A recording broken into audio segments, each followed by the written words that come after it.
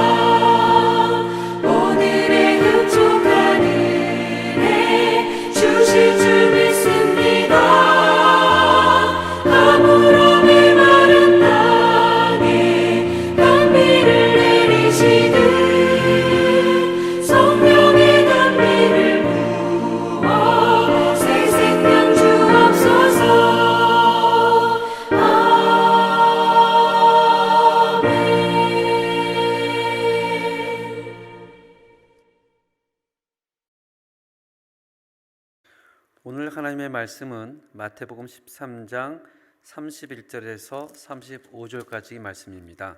신약성경 22페이지가 되겠습니다. 마태복음 13장 31절에서 35절까지. 다 찾으셨으면 함께 봉독하겠습니다. 또 비유를 들어 이르시되 천국은 마치 사람이 자기 밭에 갖다 심은 겨자씨 한 알 같으니 이는 모든 씨보다 작은 것이로되 자란 후에는 풀보다 커서 나무가 되매 공중의 새들이 와서 그 가지에 깃들이느니라. 또 비유로 말씀하시되 천국은 마치 여자가 가루 서말 속에 갖다 넣은 전부 부풀게 한 누룩과 같으니라. 예수께서 이 모든 것을 우리에게 비유로 말씀하시고 비유가 아니면 아무것도 말씀하지 아니하셨으니 이는 선지자를 통하여 말씀하신 바 내가 입을 열어 비유로 말하고 창세부터 감춘 것들을 드러내리라 함을 이루려 하심이라. 아멘. 요새 날씨가 많이 덥습니다. 우리 성도님들은 어떻게 지내고 계신지 잘 모르겠습니다. 주일날은 모든 예배를 마치고 집에 가면 진짜 몸이 천근 만근 그러한 느낌을 경험합니다. 물론 어떤 분들은 그래도 목사가 말씀을 전하는 게 매일 전하고 자주 전하는데 뭐가 어렵겠느냐 하겠지만 사실은 그렇게 매일 전해도 또 매주 전해도 말씀을 전할 때가 그렇게 어렵고 또 말씀을 전하고 나면 많은 에너지들이 소비가 되어집니다. 어쩔 때는 주일날 들어가면 씻는 것도 귀찮아질 때가 있습니다. 때로는 그냥 누웠는데 그다음 아침까지 자는 경우도 허다합니다. 근데 저번 주는 굉장히 갈등이 좀 되었습니다.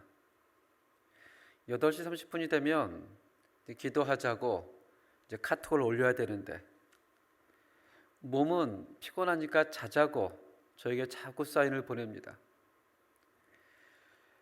근데 머리는 아니라고 저에게 또 얘기를 합니다. 그 가운데서 마음은 갈등이 됩니다. 몸의 말을 들을까? 머리의 말을 들을까? 그냥 오늘 하루는 제낄까?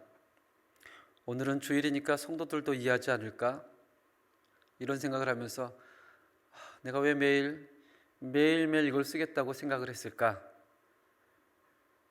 그냥 띄엄띄엄 한다고 하지 라고 이리지척 저리지척 하다가 또 그래도 피곤한 가운데 이제 글을 올리고 잠을 잤습니다. 월요일날 어떤 분과 저녁 식사를 하는데 시간이 어느 정도 되니까 그분이 저한테 이렇게 얘기하더라고요. 목사님 이젠 들어가셔야죠. 들어가서 카톡도 올리고 기도도 하셔야죠. 참 사람은 혼자서 못하는 것 같습니다. 아무리 목사라도 누군가 옆에서 목사님 우리 같이 합시다. 그때는 해야죠 하면 맞아. 그 말이 맞지. 그렇게 했을 때에 가능한 일이라고 생각이 듭니다. 어떻게 성도님들은 저녁 9시마다 함께 기도하고 계시는지요? 또 성경을 읽고 계시는지요? 또 함께 가정예배를 드리고 계시는지요?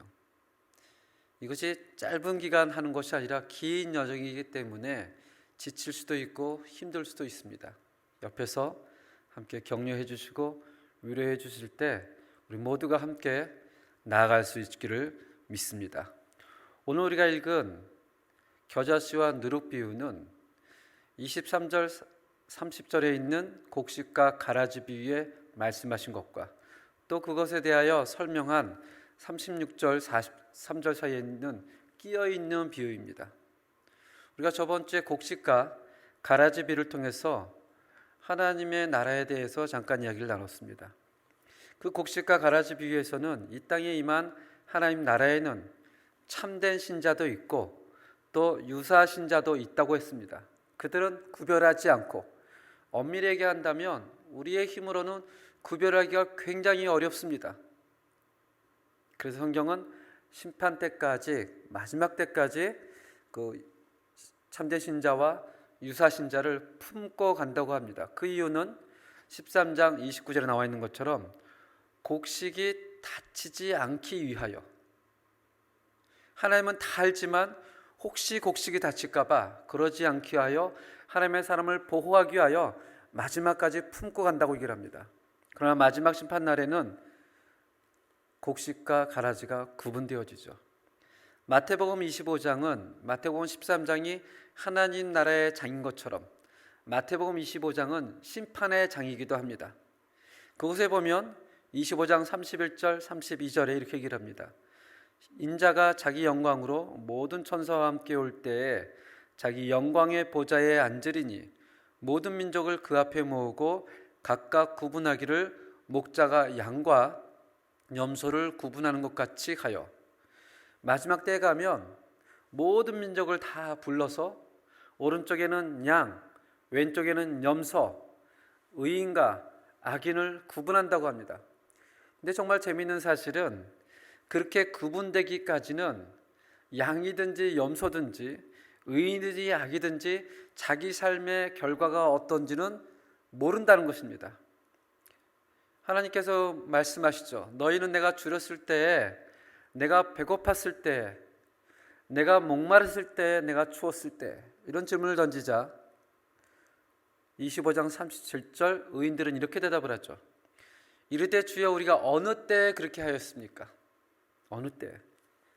마찬가지로 44절에 보면 그들도 악인들도 똑같이 얘기를 합니다. 주여 우리가 어느 때 그렇게 하지 않았습니까? 의인들은 자기들도 모르면서 선을 행하였고 악인들 역시 자기들도 모르면서 악을 행하였습니다. 심지어 악인들은 자신들은 주님을 잘 믿고 있는 적어도 종교적으로 완벽한 참신자라고 생각을 하고 있었습니다. 그런데 그들을 주님께서는 악한 자요 또는 염소요 이렇게 구분을 합니다.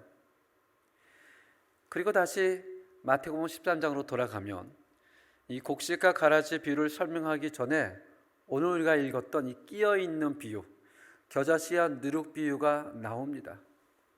이것은 세상의 마지막 임하기 전에, 심판때가 가기 전에 하나님 나라가 어떠한 성격으로 세상 가운데 있는지를 우리에게 말하고 있는 것입니다.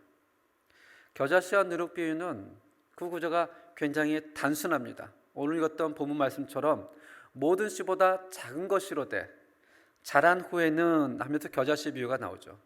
또 누룩 비유는 한 여자가 가루 소말 속에 넣어 전부 부풀게 하였다, 그런 누룩과 같다. 이 두 구조를 통해서 우리는 하나님의 나라가 비록 시작은 미미하지만, 작지만 그 결과는 30배, 60배, 100배 엄청나게 크게 성장하는 것을 말하고 있구나 라고 우리는 계속해서 들어왔고 또 설교를 해왔습니다. 그래서 이 비유의 초점은 하나님 나라의 성장, 이렇게 이야기를 하죠. 이 비유를 읽을 때마다 우리 머릿속에 연상되는 사진들이 있습니다. 그림들이 있죠. 이 그림을 보면 알게 모르게 머릿속에 작은 씨가 연상이 되어집니다. 그리고 시간이 흘러 이 작은 씨가 어마어마하게 큰 상수리 나무처럼, 상수리 나무는 보통 20m에서 50m, 지름이 1m인데 그 어마어마한 나무가 있고 거기에 새들이 막 지저귀며 쉬는, 우리는 그런 것을 연상하게 됩니다. 그리고 감동을 받죠. 맞아, 하나님의 나라는 시작은 미비하지만 내 끝은 창대하리라, 성장하는 거야. 물론 그런 뜻이 전혀 없는 것은 아닙니다. 그러나 오늘 비유가 정말 그것일까? 성지 순례를 가는 많은 사람들이 가장 보고 싶어하는 곳이 있습니다. 여러 개가 있지만 그 가운데 하나가 겨자나무입니다. 겨자나무. 성경에서 말하는 그 겨자씨, 물론 세계에서 가장 작은 씨는 아닙니다. 그러나 그 당시 유대인의 사고에서는 가장 작은 씨였죠. 그 겨자씨가 얼마나 성장할까? 근데 대부분 성지순례 가서 겨자씨 나무를 보면 다 실망을 합니다.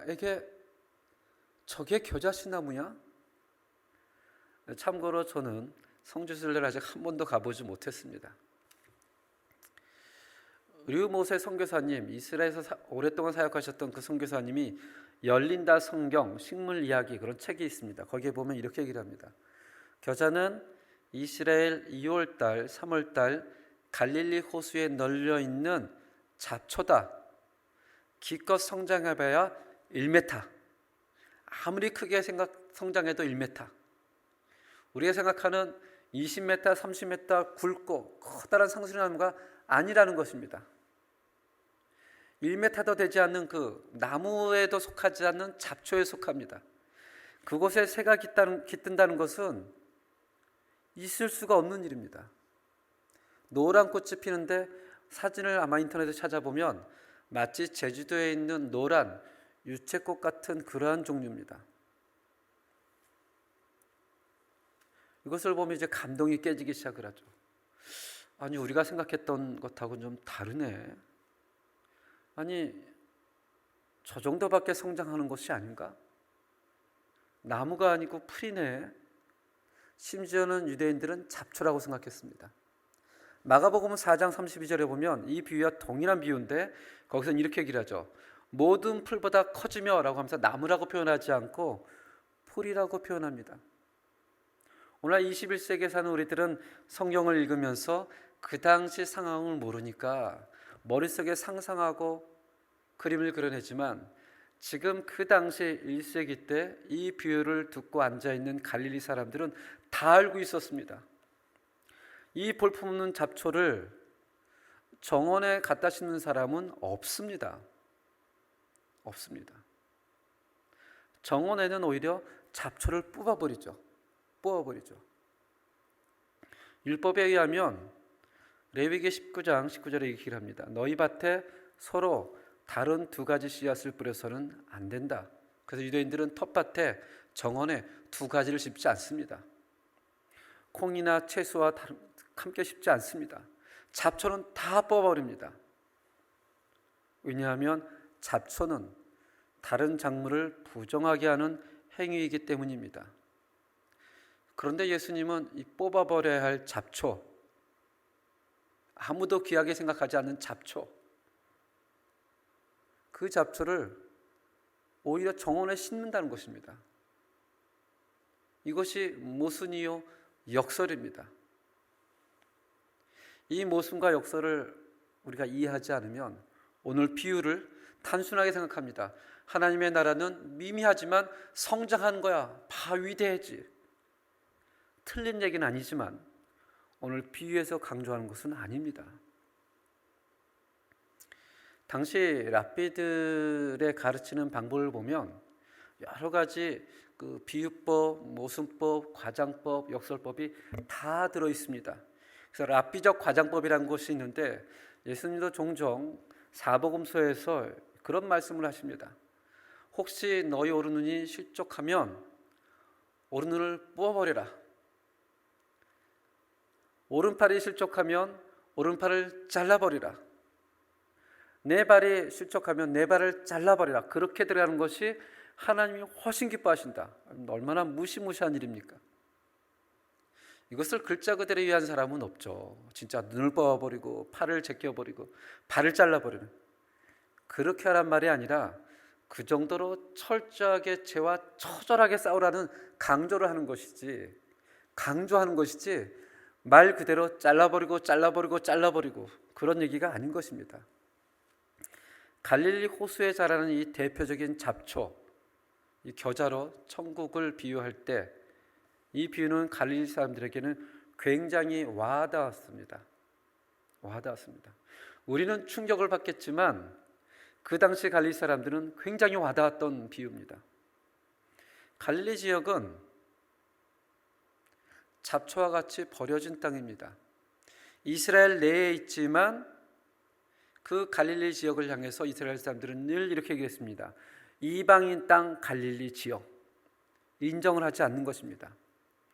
당시 이스라엘 성전은 갈릴리에서부터 한 500km 정도 밑으로 떨어진 예루살렘에 있었습니다. 예루살렘을 중심으로 해서 그 지역 주변까지, 이것이 기득권층이 완전히 몰려있는 것입니다. 성전을 섬기는 대제사장, 제사장들, 레위인들은 다 이곳에서 나왔습니다. 기득권의 상징인 예루살렘과 천함의 상징, 이스라엘 안에 있지만 이방인 지역이라고 생각했던 갈릴리 지역, 성경에서도 상당히 이 갈릴리 지역을 무시하는 구절이 많이 있습니다. 요한복음 7장 52절에 보면 이런 얘기를 하죠. 너도 갈릴리에서 왔느냐? 무시하는 거죠. 또 이어서 얘기를 하죠. 갈릴리에서는 선지자가 나지 못해. 수많은 하나님의 부르심을 받은 선지자가 있지만 갈릴리에서는 날 수가 없어. 마태복음 26장 69절은 또 얘기를 합니다. 너도 갈릴리 사람 예수와 함께 있었다. 그들이 바라보는 예수도 어디 사람이라고요? 갈릴리 사람. 이 지역을 얘기를 하면서 그 사람의 출신한 지역을 얘기하는 것이 아니고 비하하는 것입니다. 사실 오늘날도 그런 표현을 많이 쓰지 않습니까? 저 중국 사람, 친노. 중국에서 온 사람을 의미하기도 하지만 사실은 그 안에는 여러 가지 그 의미가 들어 있습니다. 또 현지인들을 우리 보고 한국 사람이냐 하면 괜히 기분이 좋지 않습니까? 왜냐하면 그들도 그러한 의미가 들어가 있습니다. 이 갈릴리 지역은 이방인과의 혼혈이 많이 있었고요. 똑같은 언어를 사용해도 방언이 있어서 좀 티가 났습니다. 마치 스페인어가 다 똑같은 것 같지만 칠레 스페인어가 다르고 파라과이 스페인어가 다르고 또 베네수엘라 스페인어가 다르고 아르헨티나 스페인어가 다릅니다. 얘기하는 거 보면 억양과 악센트가 굉장히 많이 다릅니다. 사용하는 단어도 다르고요. 갈릴리 지역이 그랬습니다. 그래서 전통 유대인들은 항상 갈릴리 지역을 무시하고 천대받는 저 이방인과 같은 지역의 사람으로 그렇게 치부를 했습니다. 근데 예수님께서 3년 동안 공생애 가운데 2년 반을 갈릴리에서 사역합니다. 12명의 제자 가운데 가룟 유다를 제외하고는 모두가 다 갈릴리 출신이었습니다. 사람들의 관심이 없는 지역, 선지자가 날 수 없는 지역, 잡초라고 생각하는 그 지역, 결코 성장할 수 없는 사람들, 기대할 수 없는 사람들, 절망의 사람들.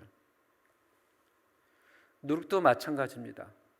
물론 성경에서는 예외적으로 누룩을 선한 뜻으로 비춰주기도 하지만 성경 대부분은 누룩을 항상 부정하고 악한 것으로 얘기합니다. 예수님도 누룩을 나쁜 의미로 합니다. 마가복음 8장 15절에 보면 예수께서 경고하여 이르시되 삼가 바리새인들의 누룩과 헤롯의 누룩을 주의하라. 바울도 고린도 교인들에게 얘기를 합니다. 고린도전서 5장 7절 8절에 보면 너희는 누룩 없는 자인데 새 덩어리가 되기 위하여 묵은 누룩을 내버리라. 누룩 없이 오직 순전하고 진실한 떡으로 하자. 누룩, 스페인어로는 레바두라, 폴보데 오르네알. 왜 그것이 부정한가 우리는 생각할 수 있습니다. 우리가 오늘날 보는 레바두라나 폴보데 오르네알은 대부분이 공장에서 가공이 되어서 제품으로 나오니까 마음에 와닿지 않지만 그 당시에 1세기 때 누룩을 만드는 과정을 보면 부정하고 왜 불결한 건지 이해가 되어집니다. 통밀을 맷돌로 갈아가지고요, 그것을 반죽해서 쌀자루나 누룩틀에 넣어서 하루 종일 발로 밟습니다. 맨발로. 그리고 그것을 볏짚을 덮고 2-3주 놔두면 하얗거나 푸스름하거나 불구스름한 곰팡이가 솜털처럼 피어나는데 그것을 누룩이라 얘기합니다. 누룩. 그러므로 오늘 예수님께서 천국은 마치 사람이 자기 밭에 심은 겨자씨 하나 같고 천국은 가루 서말 속에 갖다 넣어 전부 부풀게 한 누룩과 같다. 이 비유는 우리가 생각하는 것처럼 성장에 초점을 맞추는 것이 아닙니다. 그만큼 성장한다, 30배, 60배, 100배, 그것에 초점을 맞추는 것이 아닙니다. 그렇다면 예수님은 어떤 이유로, 어떤 의도로 이 비유를 얘기했을까? 로버트 스타인이라고요, 평생 동안 예수님의 비유를 연구한 정말 대단한 그런 신학자가 있습니다. 그분이 우리에게 이런 영감을 줍니다. 이렇게 얘기를 하죠. 우리는 지금까지 비유를 읽을 때마다 하나님 나라의 발전과 성장이라는 서구적 개념으로 이해를 했다. 오랫동안 서구를 지배해온 헤겔 철학에서 나온 진화론적 성장 개념이 성경에서 은근히 들어와서 하나님 나라가 성장할 것이라는 진화론적 낙관주의로 해석하여 성경이 말하는 진짜 의도를 보지 못하게 했다. 상당히 공감이 갑니다. 이 비유는 성장과 발전을 말하는 것이 아닙니다. 그것이 핵심이 아니에요. 없다라는 것이 아니고 핵심이 아니라는 것입니다. 여기서 말하는 것은 하나님의 나라의 시작은 너무나 미미하고 보잘것없는 그런 사람들과 함께 한다는 것을 말하고 있는 것입니다. 즉 하나님의 나라는 너희들과 같이 들에 피어있는 저 잡초인 겨자씨와 같이, 사람들이 약하다고 생각하고 부정하다고 생각하는 저 누룩과 같이 그런 자들에게 함께한다라는 의미라는 것입니다. 하나님의 나라가 임했을 때는 로마는 하나님의 나라의 임함을 깨닫지 못합니다. 아니, 로마뿐만 아니라 유대민족도 마찬가지였습니다. 요한복음 1장 19절에서 11절까지 보면 이렇게 성경은 얘기를 하죠. 참빛 곧 세상에 와서 각 사람에게 비추는 빛이 있었나니 그가 세상에 계셨으며 세상은 그로 말미암아 지은 바 되었으되 세상이 그를 알지 못하였고, 11절에 자기 땅에 오매 심지어는 수백 년을 메시아를 기다렸던 그 이스라엘 민족도 막상 그 메시아가 자기 땅에 오매 성경이 뭐라고 얘기하죠? 자기 백성이 영접하지 아니하였으나. 공관복음에 보면 유난히 이 잔치 비유가 많이 나옵니다. 잔치 비유가. 이 잔치 비유는 그저 먹고 즐기는 잔치 비유를 의미하는 게 아닙니다. 하나님 나라를 비유합니다. 하나님의 나라. 하나님의 나라가 임하고 하나님께서 초청장을 보냅니다. 자, 와라. 누가복음 14장 16절에 보니까 어떤 사람이 큰 잔치를 베풀고 많은 사람을 청하였더니, 그 다음에 18절, 19절, 20절에 보면 어떤 사람은 밭을 샀으므로 거절하고, 어떤 사람은 소 5마리를 샀으므로 거절하고, 어떤 사람은 장가를 뒀으므로 거절하고, 다 거절합니다. 다 거절해요. 그 잔치가 좋다는 것은 다 알지만, 잔치를 기다렸다고 얘기를 하지만 다 자기 생각 위주로 나는 밭을 샀으므로 일해야 됩니다. 나는 소 5마리를 샀기 때문에 소를 꾸이다야 됩니다. 나는 마침 장가를 갔습니다. 사람들이 하나님 나라의 초청을 다 거절합니다. 그래서 예수님께서 누구를 초청하십니까? 장녀들, 세리들, 가난한 사람들, 소경들, 거지들, 나병 환자들. 여기 나온 사람들은 우리가 생각하는 단순히 어렵고 힘든 자들이 아닙니다. 여기 나와 있는 창녀들, 세리들, 가난한 자들, 소경들, 거지들, 나병 환자들은요, 그 당시 세계관에서는 하나님께 저주받았다고 생각한 사람들입니다. 저주받았기 때문에 창녀가 되었고, 저주받았기 때문에 세리를 하며, 하나님이 외면했기 때문에 가난한 자가 되었으며, 부모로부터의 죄가 있기 때문에 소경이 되고 거지가 되며 나병 환자들, 이 땅에 쓸모없는 겨자씨와 같은 자들, 아까 제가 생각하는 누룩과 같은 자들, 하나님께서 그들을 초청합니다. 그들을. 하나님의 나라가 너희와 함께 있다. 그렇게 하나님의 나라는 시작합니다. 누구와 함께요? 저주받았다고 생각하는 사람들, 겨자씨와 같다고 생각하는 사람들, 누룩과 같다고 생각하는 사람들.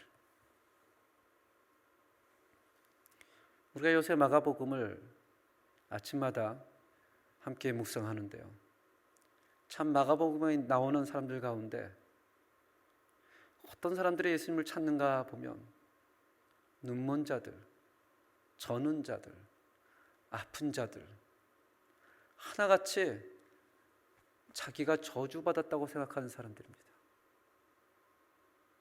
나는 하나님을 볼 수 없다고 생각하는 사람들이에요. 자기만 생각하는 것이 아니라 주위의 모든 사람이 다 그렇게 생각했습니다. 그런데 하나님께 선택받았다고 생각하는 사람들, 의인이라고 생각했던 사람들, 하나님의 말씀을 잘 믿는다고 생각했던 사람, 그 사람들은 오히려 예수를 죽이려고 작당하고 모의를 합니다. 하나님의 나라는 그렇게 출발합니다. 어떤 사람들이요? 겨자씨와 같은 사람들, 누룩과 같은 사람들. 이 하나님의 나라가 시작이 너무나 초라해서 정말 지탱이 되어질까? 계속되어질까?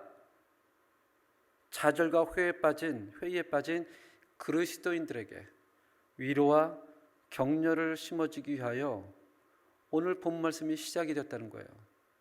내가 너희와 함께 하겠다. 내가 너희와 함께 하겠다.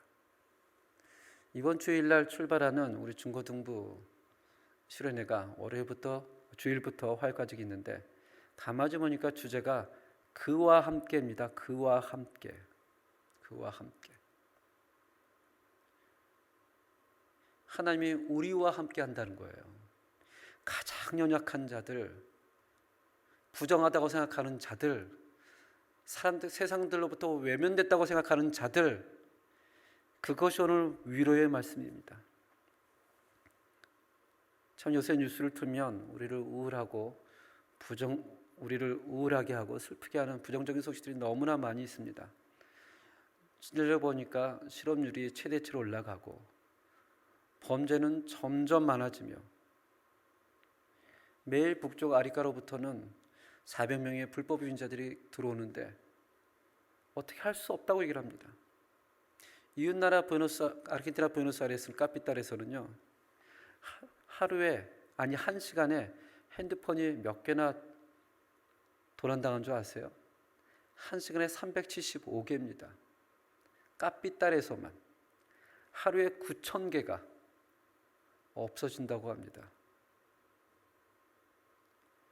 그 와중에 사람들은 하나님을 점점 더 외면하는 것 같습니다. 정말 하나님의 나라가 존재하는가? 하나님의 통치가 있는가? 아무리 눈을 뜨고 봐도 잘 보이지 않는 것 같습니다. 그런데 오늘 이 겨자씨 누룩비를 통해서 하나님의 나라는 그 가운데도 함께 한다는 것입니다. 연약하고 부족하고 절망적인 가운데서도 하나님의 나라는 함께하여 언제까지요? 주님 오실 때까지 계속 지탱한다는 거예요. 저는 이 비유의 말씀이 여러분과 저에게 큰 위로가 되었으면 좋겠습니다. 큰 위로가. 눈에 보이지 않는다고 해도, 느껴지지 않는다고 해도 하나님의 성령님께서 내가 너와 함께한다. 내가 너를 마지막까지 동행해 주겠다. 우리 함께 이 시간에 함께 기도하겠습니다. 하나님, 저희 교회, 저희 성도님 가정 가운데 정말 하나님의 나라가 임하고 그 임한 하나님의 나라가 주무실 때까지 계속 함께한다는 그 위로의 말씀을 붙잡고 하나님의 은혜를 구하는 시간을 갖겠습니다. 함께 기도하겠습니다.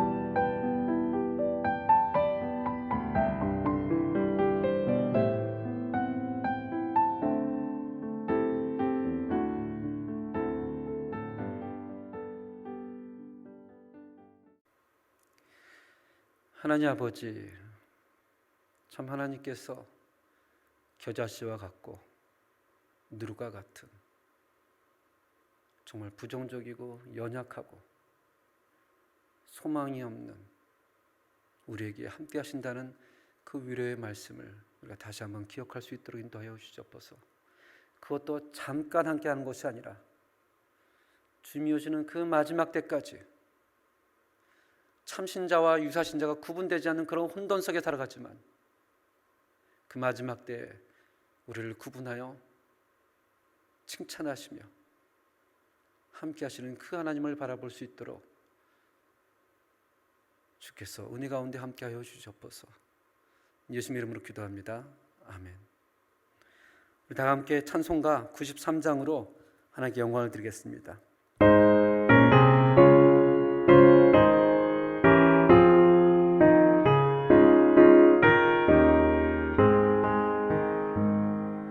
예수는 나의 힘이요 내 생명 되시니 구주 예수 떠나 살면 죄 중에 빠지니 눈물이 앞을 가리고 내 맘에 근심 쌓일 때 위로하고 힘 주시리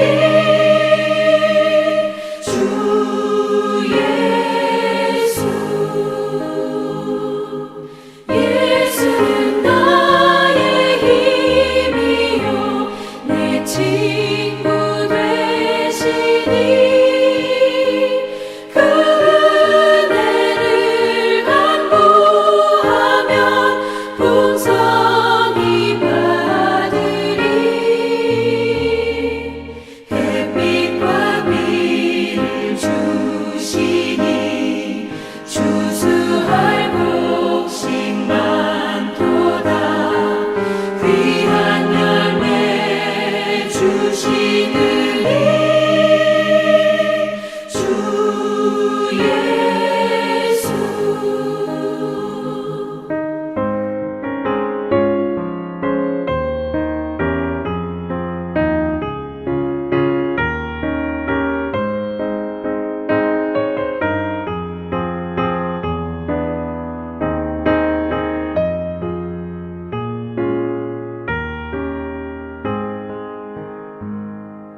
예수는 나의 힘이요 내 기쁨 되시니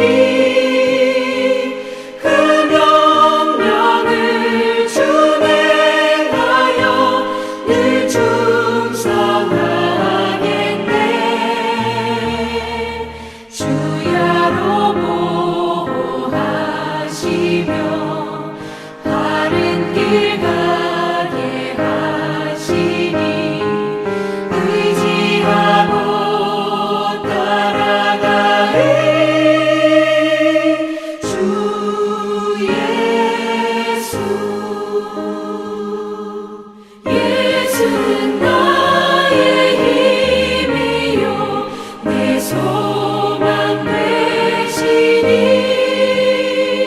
이 세상을 떠나갈 때 곧 영생 얻으리 한없는 복을 주시고 영원한 기쁨 주시니 나의 생명 나의 기쁨 주 예수.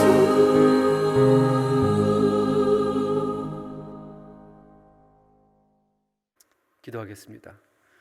지금은 우리 주 예수 그리스도의 은혜와 하나님의 놀라운 사랑과 성령의 교통하심이 오늘도 하나님을 바라보며 우리와 함께하는 하나님, 그 하나님의 날에 위로를 받으며 살아가길 원하는 모든 성도들 가운데 지금부터 영원까지 함께할지어다.